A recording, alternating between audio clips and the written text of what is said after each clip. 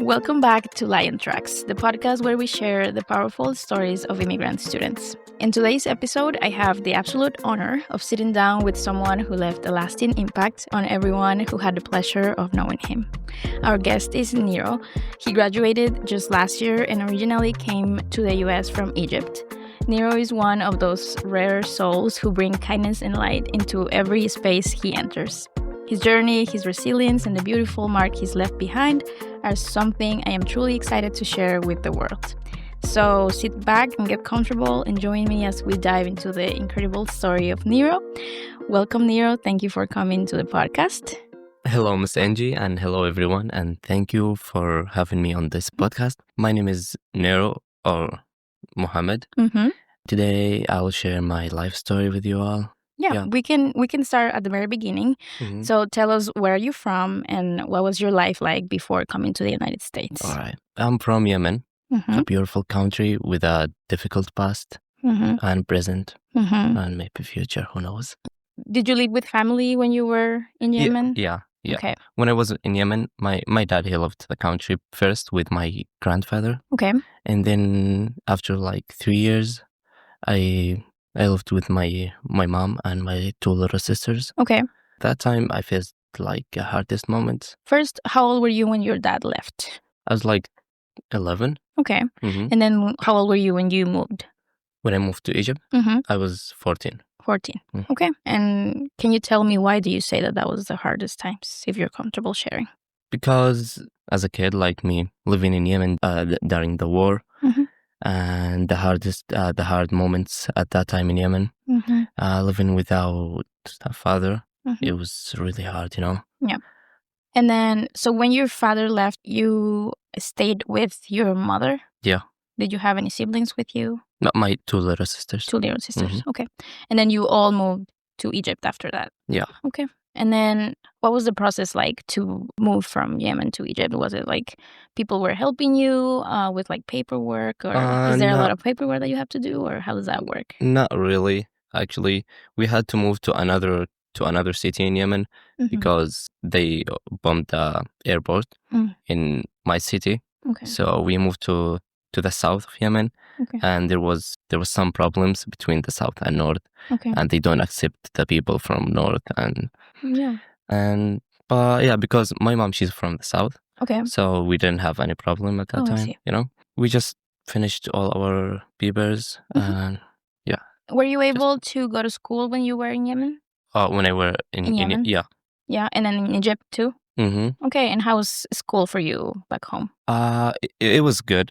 Everything was normal. Everything was like perfect, before the war. Okay. But after the war and after they bombed my house, while I was inside with my family. When you were inside, they bombed the house.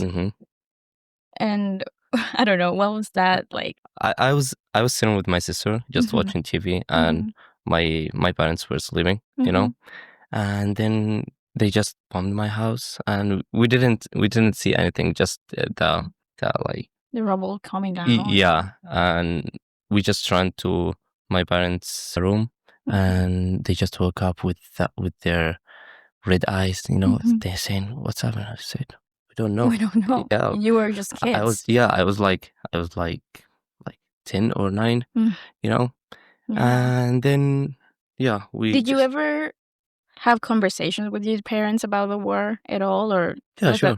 And can you tell me a little bit, how was that conversation like at home? What did they say about the war? How did you learn about it? At that time? Yeah, I actually didn't have any conversation at that time, I just lived the war. There was no like explanation about what was happening or why it was happening, because also you were a kid. Yeah, I would just know that there is some problems with my country and other countries. Yeah, because there are some group in Yemen. They wanted to kill the president of Yemen. So he moved to another country, to Saudi Arabia, and then he was fighting his country from there. Yeah. So every day the flights come and bomb the houses and kill people. Yeah. And then, so you moved to Egypt, and what was life like in Egypt? Like after It was really hard.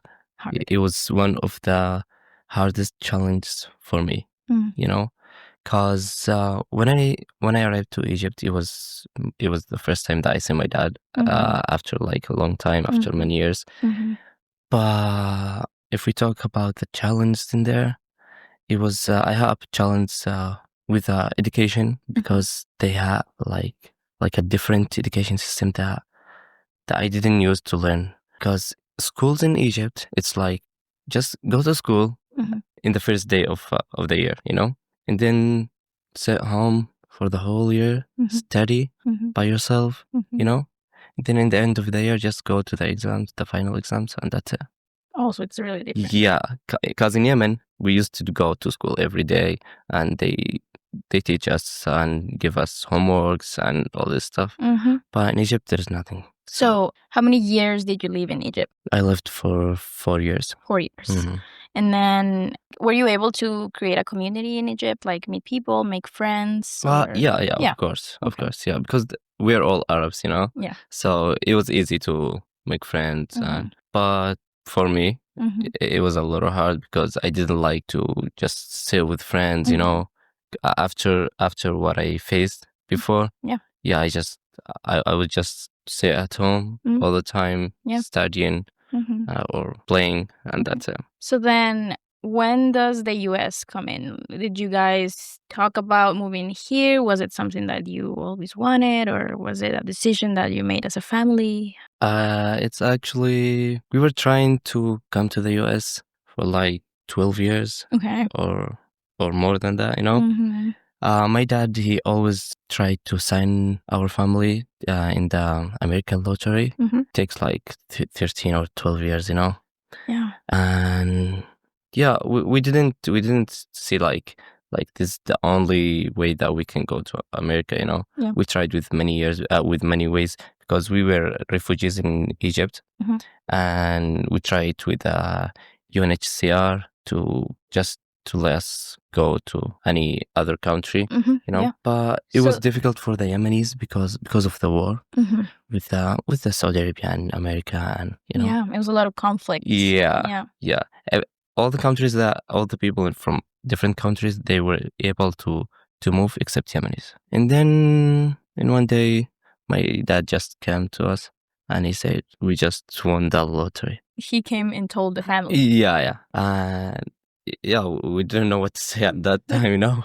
Yeah. I didn't know. Is that all? We're just gonna move? That's it? He said, "No, we'll have to go to the American embassy and we'll do the interview, and then we'll see if they're gonna accept us or not." And then I said, "Okay." So after you win the lottery, then you have to still go through a process to get accepted. Yeah. We have to give them to go to the American embassy and give them all our documents, and they will do like a background check, and then they're gonna see if they're gonna accept us or not. And did they do an interview with the family, or was it mostly documents? Yeah. We did the interview, and we waited there for like 10 hours, you know. Really? Yeah, we were waiting for our number. Yeah. And then when they called us, we were really nervous. And they start asking my parents some questions, because my dad, he's the only one who were speaking English. Oh, so you had to speak in English in that? Yeah, because it was with the Americans, you know. Interesting. In Ecuador, when we did the interview, all of them like spoke Spanish. But in Egypt, it was just in English, you know. Okay. They said if you would like to, if you want a translator, they can have it. Yeah, we can have it. But my dad, he said, "There's no worries. He can translate." And you know. Okay. Yeah. Yeah. While they were asking my parents some questions, I didn't understand anything at that time. I was really nervous, and then they asked me. You were how old when you were doing this? I was like 18. 18. Yeah, 18. Okay. And then they asked me with my 2 little sisters to go to the lobby and wait there to my family. They just want to do like a private conversation with them. And I was wondering at that time with my little sister, and she was asking me, why they ask us to go? They want to reject us, and I said, I don't know. And at that moment, while we were waiting, we saw some people there coming out, and they're really sad and crying, and they saying that they didn't accept them. And you immediately thought that's going to be us too. Yeah. And while we were waiting, I saw my parents there coming out. They weren't like excited or anything, you know. I just asked them, what? Did they accept or not? And they said, yeah, we just got it. Yeah. Nice. So that at that point it means okay, you're going to the US. Yeah. Okay. So at that point they took like our passports to get to give us the visa and yeah. Okay, and then how long from that point until you were actually able to come over here? 1 month. 1 month. Okay. And then did you have any family in the US, and why did you pick Minnesota? Okay, that's a good question. Because when I was in Egypt, I went with my family to a trip to the pyramids. Okay. You know, and then in that trip we met a woman. Her name is Nancy. Okay. And she's from Minnesota. Okay. She's American. She was. We were in the same group at that trip, and then we just talked, and yeah, we told her that we would like to go to America, but we don't know which city that we want that we will go to. And she said, "Okay, you can come to Minnesota. It's a good state with the people from different countries, so you will feel like you belong to the place, you know." Yeah, it was. She explained that Minnesota is like culturally diverse and many people from different and it's the best place to come, and you know. Okay. So then that's why you were like, okay, we're going there. Yeah. But no family here. I have my aunt. She's in California. Okay. And she had like 12 years here or 10 years in America. Yeah, we didn't go to California. Okay. I just came to Manchester. So then what was the trip like coming from Egypt to here? It was nervous because I had a flight. And was the first time you had to take a flight? Or? It was the second time. Second, because first was Yemen. Yeah, because the first one was like 3 hours, but the second one it was like 12 or no, it was 16 hours. Okay, so the flight from Egypt to here, how long was it? 16 hours. 16 hours on the plane. That's a long time. We went to Washington, and then we took like other plane. It was 2 hours to Minnesota. Okay. And yeah. Okay. And the family, how was the family feeling? They were really excited and really sad at the same time because we left my grandparents in Egypt, and because we lived like for half of my age, I lived in Egypt, so it was hard to leave that country. Yeah, for sure. But, yeah. Okay, and then you came to Minnesota. When did you arrive to Minnesota? In May 7, 2023. 2023. Okay. And then when you came here, what was the plan for the family? Was it like, we're going to go there and we're going to start working, maybe for your parents, and then for you to go to school with your sisters also? Yeah. That was the plan. And then how long after that did you start going to school?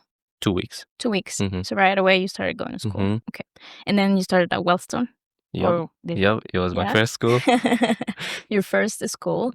How did you feel about starting school in the US? I was really nervous about that because, you know, I'm just new in the country. Yeah. And I didn't know if the education system will be the same as Egypt, a new education system. And I faced like many difficult moments with that. Being in school, I thought like I'll be with Americans, you know, and I'm the only one who doesn't speak English. So I thought that will be hard. But and how did you learn about Wellstone? Who told you about Wellstone? Because you were 18. Yeah. You were 18 when you came? Okay. The people in the office, I remember that I did a test and they told me to come to Wellstone. Did you know anything about Wellstone before you came here? Okay. So then was it surprising to see what Wellstone is? Yeah. Did you, I mean, I remember when I met you. Were you able to meet someone that spoke Arabic when you came or no? Yeah. Yeah, I met Abdurrahman. Yeah. That's right. But it was after a week. Yeah. It wasn't the first day. Yeah, it wasn't. After. And the first day, I met Abdul. Yeah, because I started with Miss HIF class. I don't know, they all were knowing each other except me, because I was the only one who was sitting like this and don't understand anything, just looking, you know? Yeah. And then Abdul started to talk to me, trying. Yeah. But did you learn English in Yemen or Egypt before coming here? No. Not at all? You were learning so fast. I actually didn't take any courses or anything. I remember. Yeah, we were like, in wow, Egypt, he knows English. Yeah, but it's because I used to play a lot of video games, online video games, with the people there from like Canada and from different countries. Okay. So yeah, I used to speak with them, not that much, but yeah. Yeah. So where you were able to practice your speaking. Yeah. I remember I'm like, all the memories are coming back right now. Uh-huh. Because I remember meeting your dad, and you both came to the registration that day to start your school, and it was really nice to meet you both, and it was really exciting to see that you had the support of your dad, and also that you were ready to start learning, and Yeah. that's really interesting. So then your English journey, like learning English, new language, you speak Arabic? Yeah. Do you speak any other languages? Spanish. Un poquito de español. Sí. And then you said you were practicing your speaking with people playing video games. Is there anything that you would like to share about your journey learning English at all? It just happened, you know? It just happened. Yeah.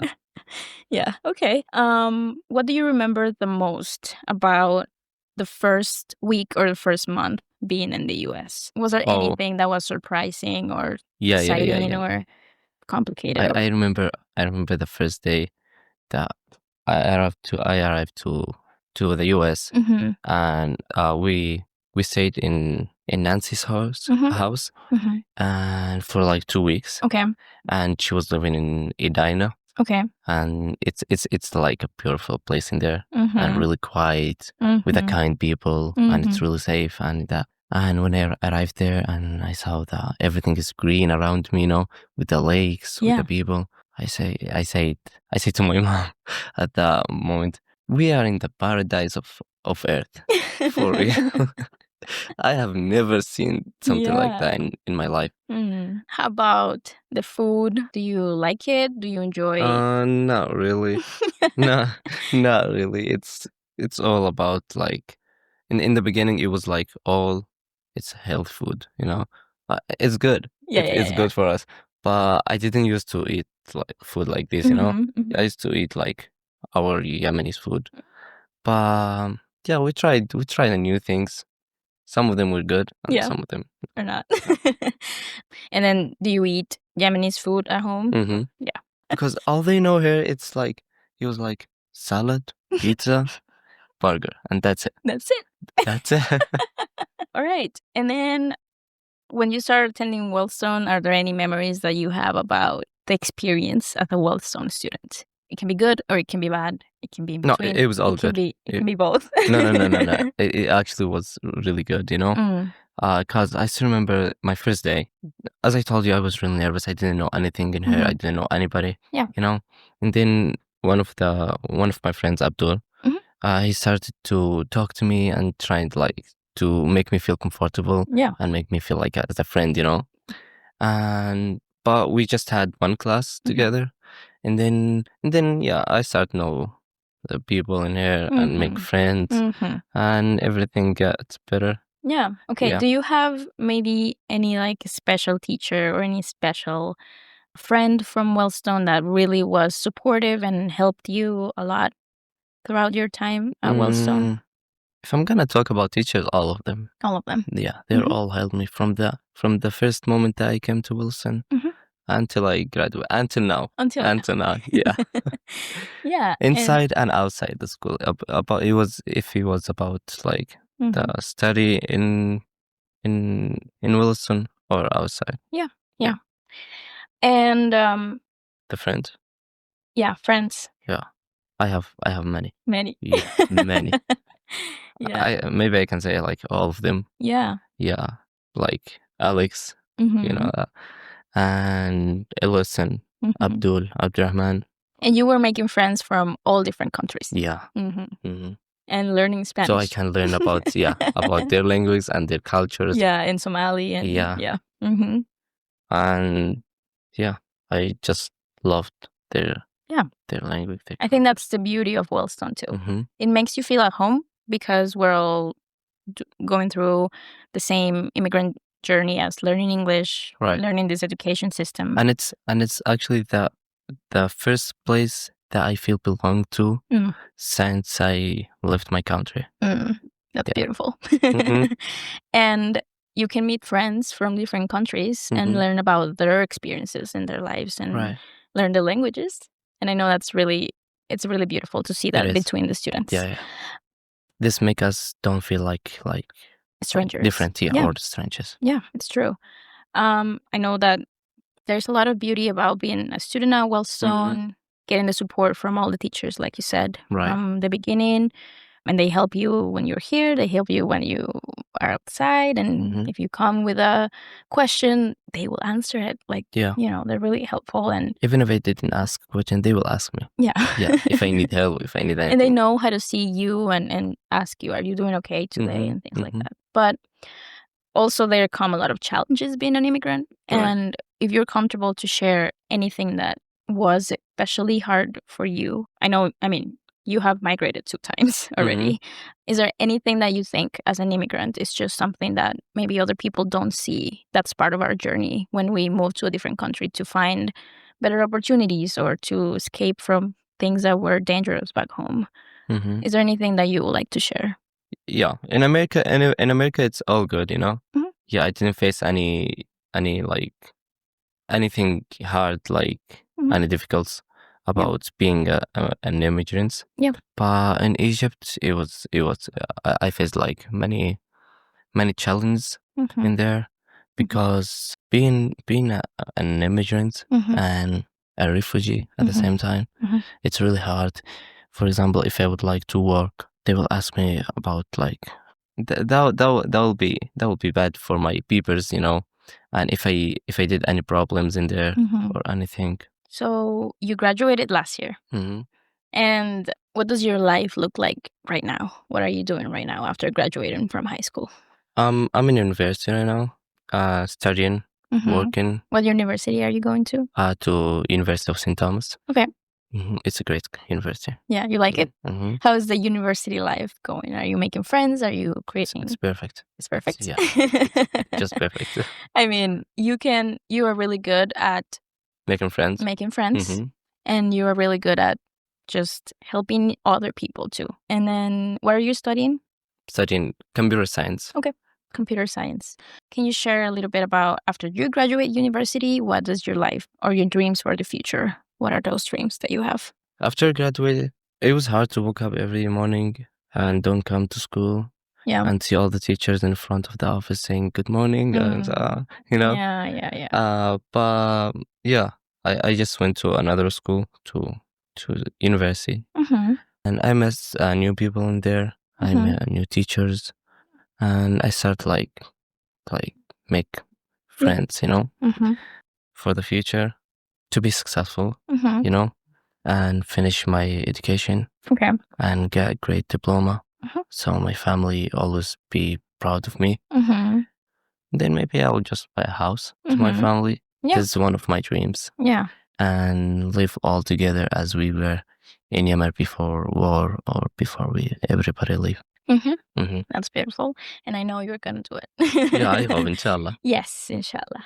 And then is there anything that you want to maybe say to students or just immigrants in general who are just coming here or moving to a different country, just leaving their home country? What is a message that you would like to give them? And I know we say always, don't give up, you can do it. But is there anything that probably helped you go through the migrating process? Just learn the language. And try to make friends. Okay. Yeah, that's it. Yeah, okay. Yeah. And then to finish the episode, so if you want to say thank you to anyone in your own language or your family, because if maybe they don't understand English or they do, but it's better to do it in your language. All right. So if you do want to do that. In my language? Yeah, go ahead. أبي بس أشكر الوالد أبوي على دعمه وعلى كل شيء سواه لنا أو سواه لي ولعائلتي خلال كل هذه الفترة اللي مرينا فيها من يوم ولدت إلين الحين. فلولاه لما كنت أنا حاليا قاعد هنا أتكلم، أو لما وصلت لكل اللي وصلت له الآن ولا اللي بوصله كمان مستقبلا. فكل الشكر له، كل الشكر للوالدة اللي دايما كانت الدعم العاطفي كانت الوحيدة اللي يعني مهما سويت أو مهما حاولت إني أسوي، كانت هي دايما اللي واقفة في ظهري، وكانت زي السند لي، هي والوالد طبعا. وأشكر أساتذتي هنا في وولستون، وأشكر كل أصدقائي، وطبعا ما أنسى نانسي اللي لولاها كمان لما كانت صار أي من هذا كله. وبس I just want to say like thank you and I love you all. Yeah. All right. Thank you so much for Sure. coming to the podcast. I am so excited for everyone to listen to your story. There are so many things I learned today that I didn't know about you. So I really thank you so much for Sure. sharing your story. I know it's difficult sometimes to talk about those things, but It is. it's really important to bring awareness to what the experiences are. Yep. You know, we're all so different. At the same time, we share difficulties that we've been through, but it's really important. And I really thank you for coming to the podcast and Sure. sharing your story. I'm so glad that I get to see you around. So thank you so much for Sure. being one of those students Yeah, that comes and thank you, says actually. hi. Thank you. And I know all the teachers feel the same way about you, and we are so proud of seeing you be successful, go to university, and just we know that you are making a lot of friends and you created a community here. Right. And that's very important and is rare sometimes, you know. So thank you so much, and I hope the best for you. Sure. And we appreciate you, and we're so happy for you. Thank you. Thank you so much. And for everyone listening, I hope that you got to know Nero a little bit better and that you learned from this experience. So if you can share it with friends or family, and if you want to be part of the podcast, come join us. Right. Thank you so much. Sure. Thank you.